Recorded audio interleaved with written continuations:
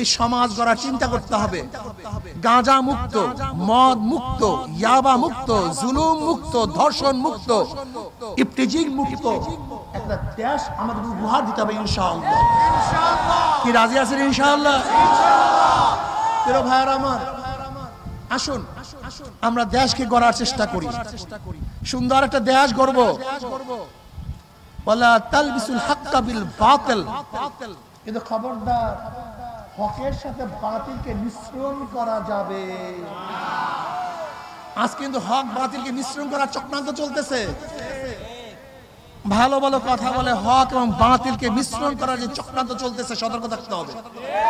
কি থাকতে হবে? যাআল হক ওয়া যাহাকাল বাতিল ইন্নাল বাতিলা কানা যাহুকা। যদি ইনশাআল্লাহ হক নিয়ে সামনে বাঁচতে পারি, তাহলে ইনশাআল্লাহ অবশ্যই হক বিজয় হবেই হবে, হবেই হবে ইনশাআল্লাহ। হককে কেউ বাধা দিয়ে আটকিয়ে রাখতে পারবে?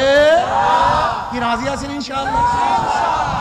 উদখুলু ফিস সিলমি কাফা, পরিপূর্ণ ইসলামের মধ্যে প্রবেশ করতে হবে। আংশিক না, আংশিক না, আংশিক না। আল্লাহ পাক কালামে পাকের মধ্যে ফরমান, ওয়ালা তামুতুন্না ইল্লা ওয়া আনতুম মুসলিমুন। খবরদার মুসলমান না হইয়া কেউ মরবা না। এক জায়গায় বলছেন উদখুলু ফিস সিলমি কাফা, পরিপূর্ণ ইসলামের মধ্যে প্রবেশ করো। অন্য জায়গায় ওয়ালা তামুতুন্না ইল্লা ওয়া আনতুম মুসলিমুন, খবরদার মুসলমান না হইয়া কেউ মরবা না। যদি মুসলমান না হইয়া কেউ মারা যাও, মওয়াত ইমানের সাথে হবে না, কবরের মধ্যে নাজাত পাবা না, আযাব শুরু হয়ে যাবে। জনাবে মুহাম্মদ রাসূলুল্লাহ সাল্লাল্লাহু আলাইহি ওয়াসাল্লাম ফরমান, কোন নাফরমানের কবরের দুই পাশের মাটি এত জোরে চাপ মারবে, চাপের চড়ে এক পাঁজরের হাড্ডি আর এক পাঁজরে লাগাইয়া ফলাইবে, আল্লাহ মাফ করিয়া দাও। যদি মুসলমান না হইয়া কিয়ামতের ময়দানে উঠো, আরশের নিচে জায়গা পাবা না, সূর্যের গরমের নিচে অবস্থান করতে হবে, আল্লাহ মাফ করিয়া দাও। রওয়ায়াতের মধ্যে আসছে সূর্যের গরমে নাফরমান ঘামাইতে ঘামাইতে ঘামাইতে ঘামাইতে কাউর ঘাম হাঁটু পরিমাণের হয়ে যাবে, কাউর ঘাম মাজা পরিমাণ হবে, কেউ ঘামের মধ্যে সাতটাইতে থাকবে। আল্লাহ আমাদের সবাইকে মাফ করিয়া দাও, সবাইকে ক্ষমা করিয়া দাও।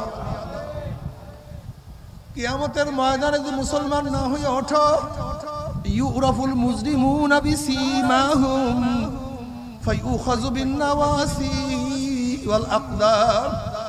যেরকম বিজ্ঞ ডাক্তারের কাছে রোগী যাওয়ার সাথে সাথে ডাক্তার রোগীর চেহারা দেখলেই বলতে পারে কোন রোগের জান রোগীর মধ্যে ঢুকছে। যদি কিয়ামতের ময়দানে গুনাহ মাফ না করে ওঠো, ফেরেশতারা নাফরমানদের চেহারা দেখলেই বুঝতে পারবে কোন ধরনের গুনাহ করিয়া নাফরমান কিয়ামতের ময়দানে উঠছে। যারা বেনমাজি নামাজ পড়বে না, তাদের চেহারাটা কিয়ামতের ময়দান আলকাত্তার মতো কালো হয়ে যাবে।